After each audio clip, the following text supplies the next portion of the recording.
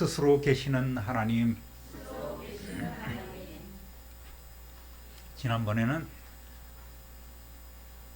미디안 광야에서 80세가 되도록 민족을 위한 꿈을 완전히 잃어버린 채 무기력하게 살아가는 그 모세에게 떨기나무 불꽃 가운데 나타나셔서 이제 그의 이름을 불러주시고 그를 당신의 백성들에게 보내셔서 그들을 건져내시겠다고 하는 하나님 아버지의 비전을 우리들이 보았습니다. 하나님은 모세에게 당신이 내가 너희의 조상의 하나님이심을 알려주시면서 앞으로 모세를 통하여 이루어 가실 당신의 계획을 찬찬히 알려주십니다. 당신의 백성을 애굽인의 손에서 건져내어서 과거에 끊임없이 조상들에게 약속해 주신 아름답고 광대한 땅, 젖과 꿀이 흐르는 가나안 땅으로 데려가시겠다는 것입니다. 그러고 보니 애굽에서 40년, 미디안 광야에서 40년을 보낸 모세의 80 나이가 많은 것이 아니에요. 늦은 것이 아니란 말입니다. 지금부터가 시작인 줄 믿습니다. 할렐루야! 이제는 하나님을 대리하여 이스라엘의 해방을 위한 영도자로서의 사명을 감당해야 합니다. 그런데 하나님께서 이 모세를 당시의 대제국인 이집트의 바로에게 보내어 하나님의 백성 이스라엘 백성을 인도해 내겠다고 하시는 그 말씀은 모세에게는 굉장히 부담되고 또 어쩌면 생명까지도 내어줘야 할 그러한 중대한 사명임을 알려주고 있는 것입니다. 더구나 모세는 이미 살인자로서 애굽의 수배를 받고 있는 사람이 아니겠습니까? 오랜 세월이 지나서 왕이 바뀌었지만 그럼에도 불구하고 그들은 모세를 모를 리가 없죠.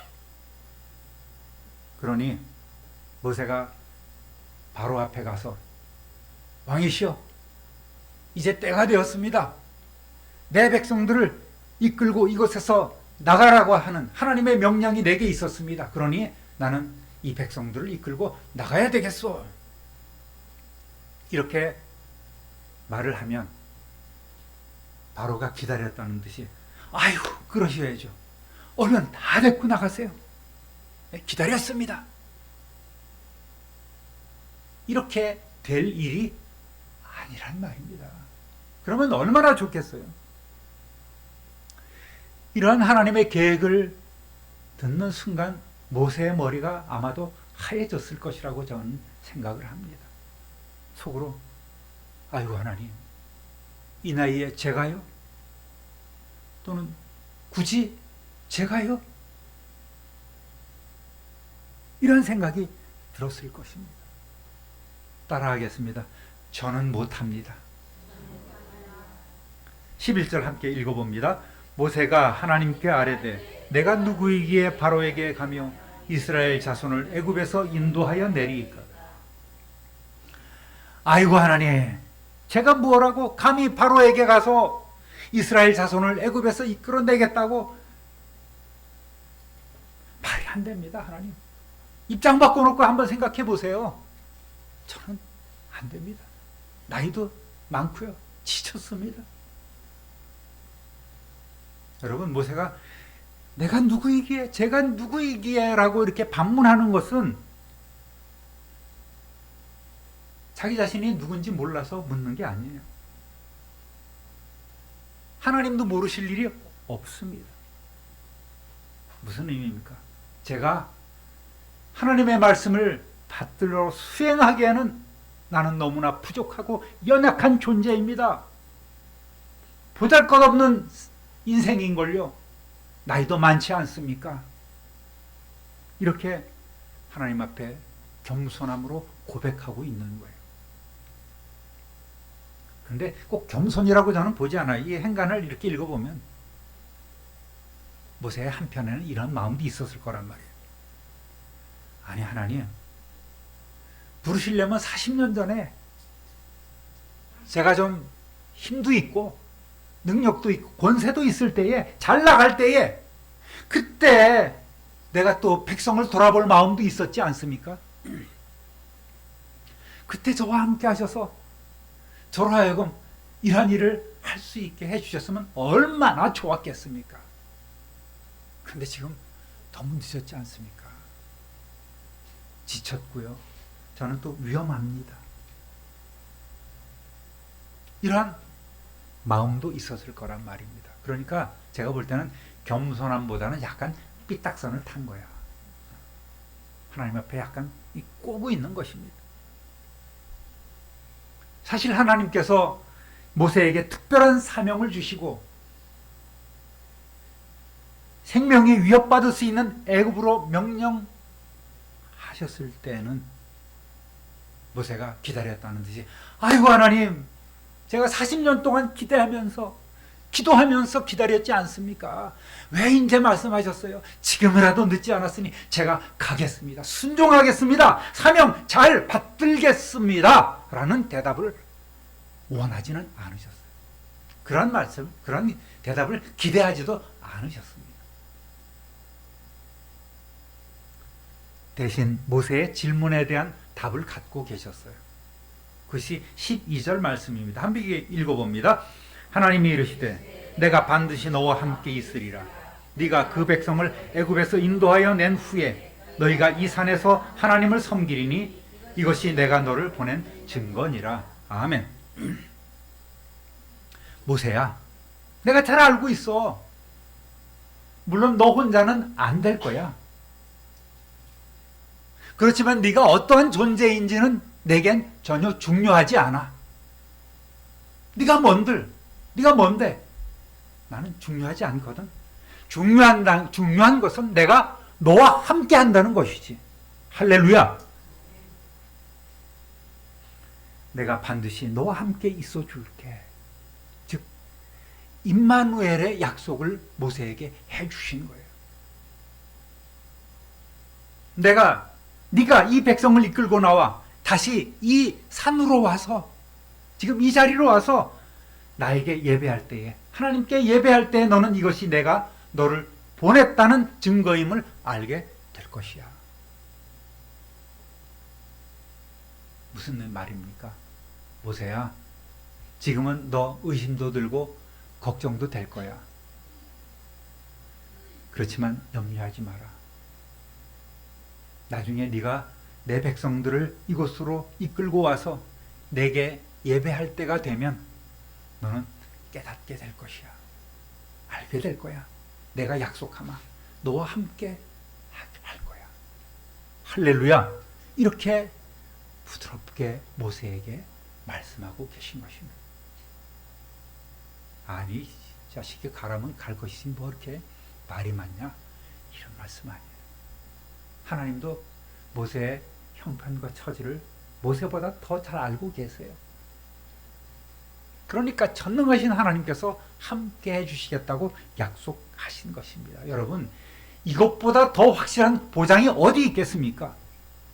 별 볼 일 없는 인생이라도 전능하신 하나님께서 함께 해주신다면 우리 역시, 저와 여러분 역시 감당치 못할 일이 없는 줄 믿습니다.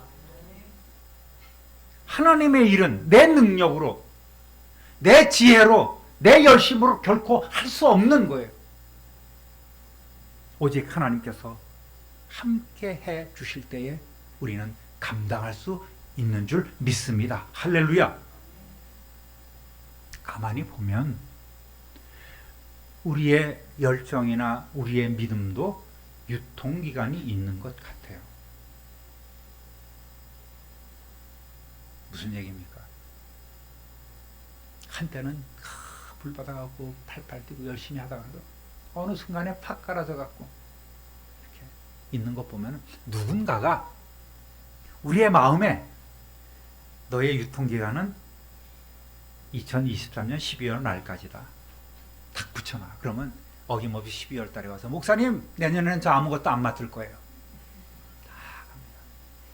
여러분 그 유통기간 라벨을 붙이는 존재가 있는데 누군지 아십니까? 예? 크게 얘기하세요. 예, 사탄 마귀예요. 그걸 아시는 분들이 그래요. 예? 여러분 마음속에 그런 마음을 주는 존재 있는데 그것이 바로 사탄 마귀입니다. 마귀가 열심히 돌아다니면서 계속해서 12월 말이다, 너는 10월 말이다, 너는 내년 1월까지다, 너는 언제까지다 이렇게 다 붙이고 다니는 거예요. 거기에 우리가 속고 있는 것입니다. 은혜 받았을 때는 주님 맡겨만 주십시오. 제가 잘 감당하겠습니다. 하다가도 조금만 어려움이 오면, 조금 무슨 껄끄러운 소리가 들리면 금방 바람이 팍 빠져갖고 심장이 상해서 아이고 하나님 저는 여기까지인가 봅니다 하면서 탁 주저앉아 버리는. 여러분 오늘 여러분 마음속에 유통기한을 붙여놓는 그 존재가 누군지 아셨죠? 예? 이제는 내한테 그런 얘기 마십시오. 여러분 고린도서서 1장 18절 한번 읽어볼게요. 시작. 십자가의 도가 멸망하는 자들에게는 미련한 것이요 구원을 받는 우리에게는 하나님의 능력이라. 할렐루야. 구원받은 성도는, 십자가의 도를 받은 성도는 어떠한 환경과 어떠한 상황에서도 결코 흔들리지 않는 거예요.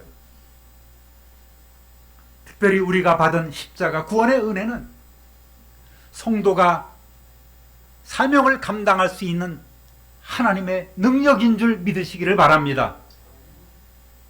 그래서 어제 밤에 이 말씀을 묵상하면서 보니까 한 말씀이 탁 떠오르는 거예요. 여러분 잘 아는 목사가 이 말을 했습니다. 다 함께 읽어볼게요. 시작. 구원의 확신은 사명의 확신이요 구원의 확신은 능력의 시작이다. 할렐루야.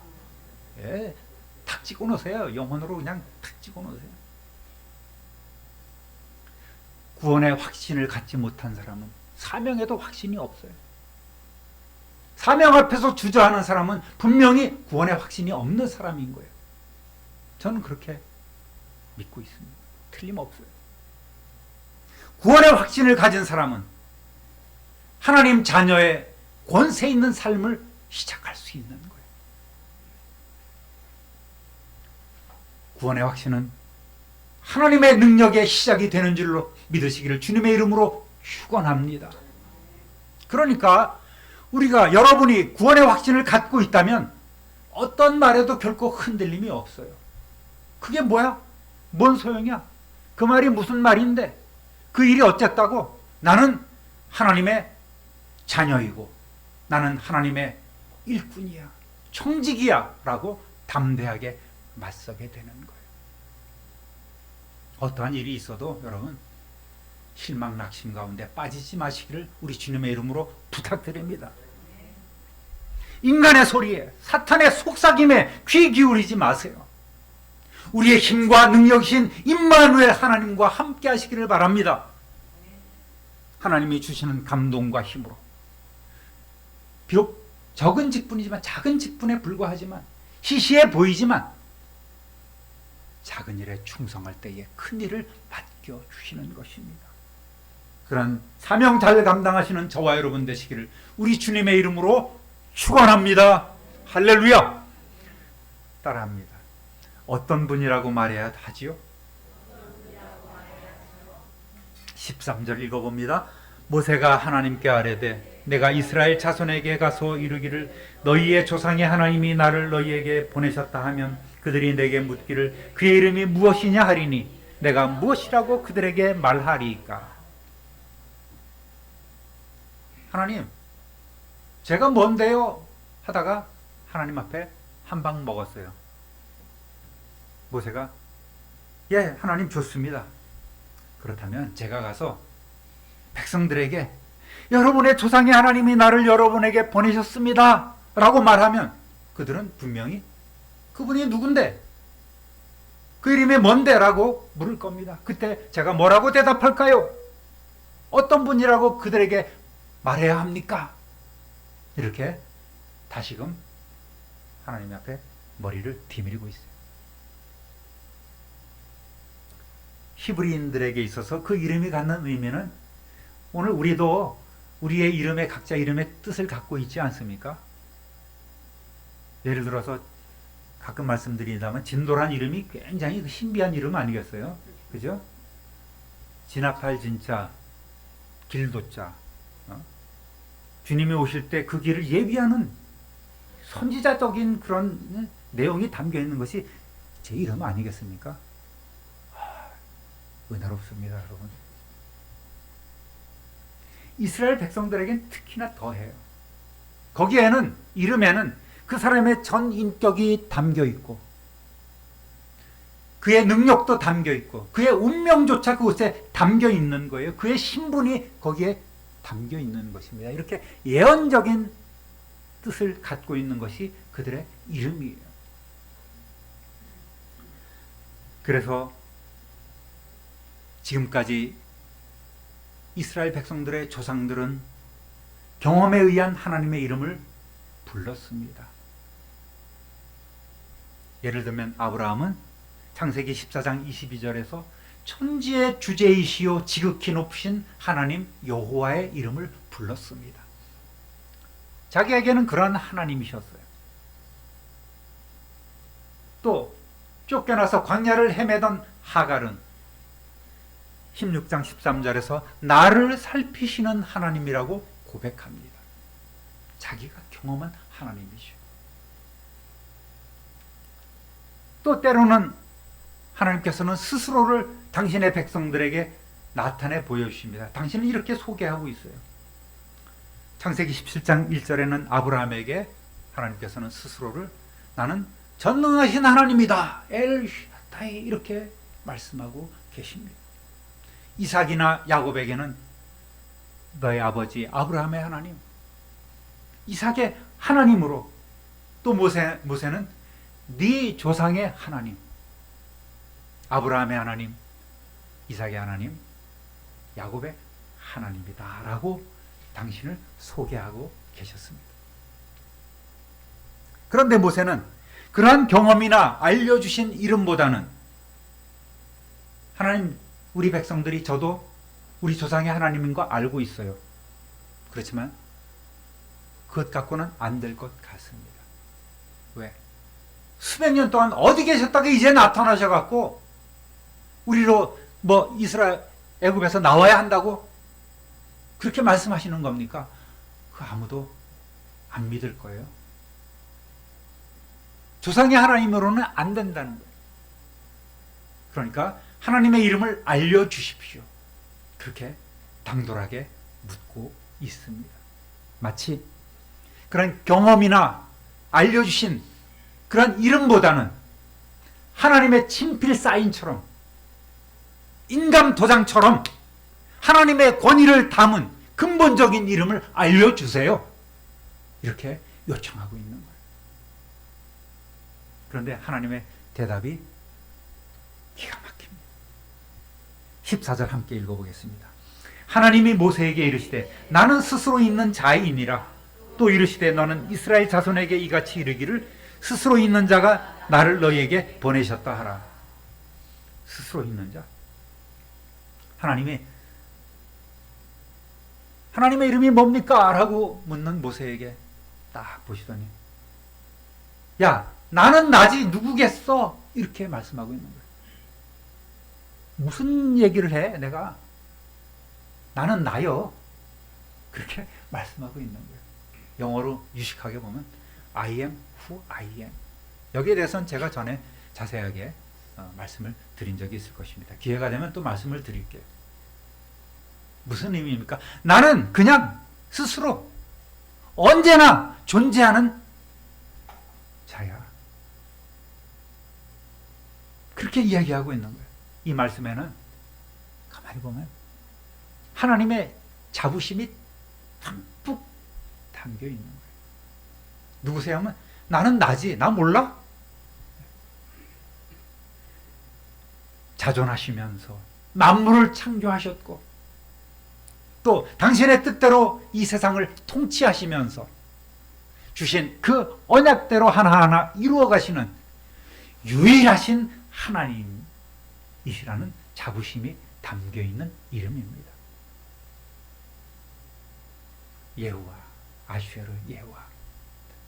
여호와라는 이름을 이렇게 계속해서 강조해 주고 있죠.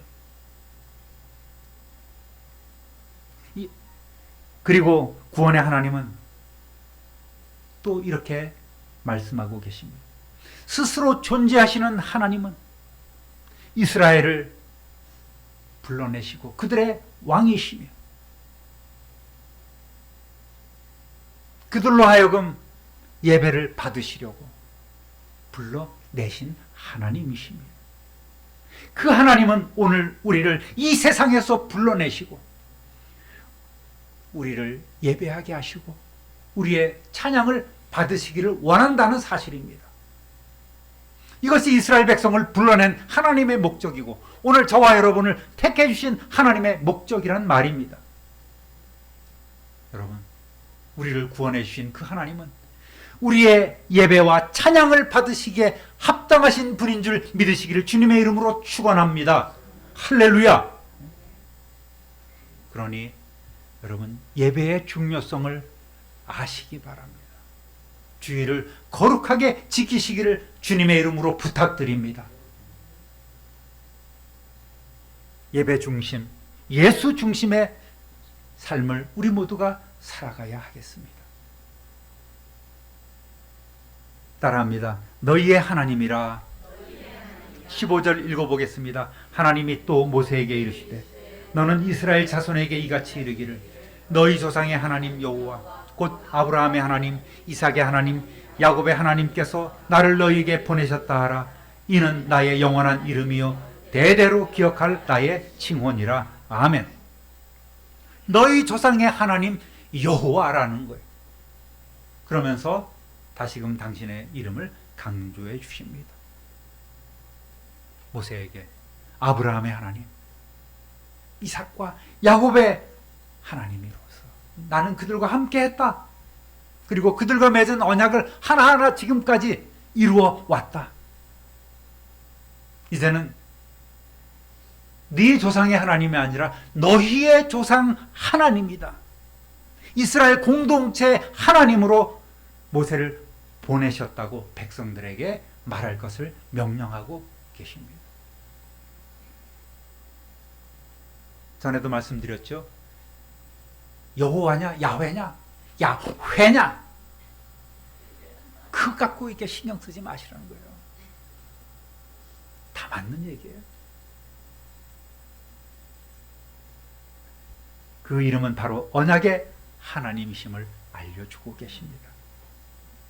하나님께서는요, 출애굽 이후에 당신의 이름 여호와에 대해서 선포식을 갖기도 해요. 출애굽기 34장 5절 6절 함께 읽어보겠습니다. 여호와께서 구름 가운데에 강림하사 그와 함께 거기 서서 여호와의 이름을 선포하실세 여호와께서 그의 앞으로 지나시며 선포하시되 여호와라 여호와라 자비롭고 은혜롭고 노하기를 더디하고 인자와 진실이 많은 하나님이라. 아멘. 여러분, 여호와란 이름은 바로 언약의 하나님입니다. 우리와 맺은 언약을 하나도 틀림없이 어긋남 없이 그대로 이루어 주시는 신실하신 하나님이시라는 것을 알려주고 있는 것입니다. 이스라엘을 택하시고 무조건적으로 사랑하시고 약속의 땅으로 이끌어 가신 그 사랑과 은혜가 풍성하신 하나님은 오늘도 우리에게 자비롭고 은혜로우시며 쉽게 노하지 않고 사랑과 진실이 풍성한 하나님으로서 저 천국에 이르기까지 우리를 열심으로 이끌고 가고 계심을 믿으시기를 우리 주님의 이름으로 축원합니다. 정말 공의의 하나님이시라면 하나님 앞에 설 사람이 아무도 없을 것입니다. 그러나 하나님은 이렇게 자비롭고 은혜롭고 노하기를 더디하시고 인자와 진실이 많으신 하나님이심을 알려주고 계십니다. 이어서 하나님은 보충해서 당신의 이름의 중요성을 거듭해서 강조해 주십니다. 따라합니다. 영원하신 하나님, 나는 영원한 하나님이야. 시작을 알 수 없듯이 끝도 알 수 없는 영원토록 통치하실 하나님이시란 말입니다. 우리의 인생은 유한하지만 하나님은 영원하십니다. 구원받은 성도는 영원히 하나님과 함께 거하게 될 줄로 믿습니다. 할렐루야. 우리도 영원한 하나님처럼 될 수 있어요. 이어서 하나님은 여호와, 따라합니다. 대대로 기억할 나의 칭호, 이렇게 말씀하고 계십니다. 칭호, 전에 개역성경엔 표호라고 나와 있습니다. 어떤 사실을 기억하게 하는 하나의 상징물, 기념물이라는 의미입니다. 이 앞에도 보면 베트남 참전용사 탑이 있더라고요. 후손들이 나라를 위해서, 자유를 위해서 수고하고 애쓴 분들을 기억하도록 기념물을 세워놓지 않습니까? 이것이 나의 칭호라고 말씀하십니다. 대대로 기억할 나의 기념물, 이것이 내 이름이라고 말씀하십니다. 하나님의 이름은 오늘 우리뿐만 아니라 우리 자손들 대대로 기억하며 하나님의 은혜를 기억하며 찬양하며 기념하며 영광 돌려야 될 귀한 이름입니다. 여러분, 결코 우리들 자녀들 세대에서 이러한 기억이 멈추게 해서는 안 됩니다. 얼마나 소중한 일입니까? 자녀를 위한 기도를 멈추지 아니하는 부모, 눈물 흘려가며 가슴을 치며 하나님 앞에 우리의 자녀들을 앞날을 부탁하는 그러한 성도 되시기를 우리 주님의 이름으로 축원합니다. 예배 때뿐만 아니라 우리의 일상에서도 늘 그의 이름을 높여드리며 영광 돌려야 합니다. 주님 감사합니다. 할렐루야 감사합니다.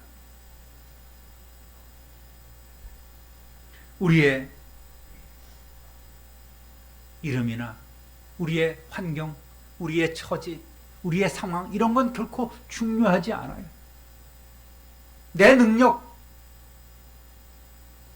내 갖고 있는 그 무엇 결코 중요하지 않습니다. 보잘것없는 우리도 하나님께서 함께 해주실 때에, 임마누엘 하실 때에 우리는 맡겨주신 사명을 잘 감당할 수 있는 것입니다. 사랑하는 우리 참빛누리교회 성도 여러분, 말씀을 받은 오늘 이후로 우리의 이름을 부르시고 존귀하신 이름을 알려주시는 하나님, 우리로 하여금 예배하게 하시고 영광 돌리게 하시며 그 영광을 받으시는 하나님, 부족하지만 하나님의 일꾼으로 충성할 때에 임마누엘 해주셔서 능력과 권세를 베풀어 주시는 하나님이심을 믿고 세월 지나갈수록 더 의지하면서 승리하시는 저와 여러분 되시기를 우리 구주 예수 그리스도의 이름으로 축원합니다. 축원합니다. 축원합니다. 존귀하신 하나님 아버지, 오늘 하나님께서는 스스로 계신 하나님, 영원전부터 영원까지 창조하시고 다스리시는 하나님, 영원히 우리와 함께 해주실 하나님을 오늘 만나 뵈었습니다. 스스로 계신 하나님, 여호와 하나님, 언약을 성실하게 이행해 주시는 약속의 하나님임을 오늘 다시 한번 마음에 새기며, 우리 비록 보잘것없는 존재이지만 그 능력의 하나님께서 함께 해 주실 때에, 임마누엘 하실 때에 우리가 감당치 못할 일이 없음을 깨닫고 다시 한번 힘을 내어 달려가기를 소원합니다. 날마다 순간마다 우리에게 한없는 은혜와 능력을, 성령의 권세를 공급하여 주옵소서. 어떠한 일이 있어도 어떠한 상황에서도 결코 흔들리지 아니하는 믿음의 용사들 다 되게 하여 주옵소서. 우리 구주 예수 그리스도의 이름으로 축복하며 기도드립니다. 아멘.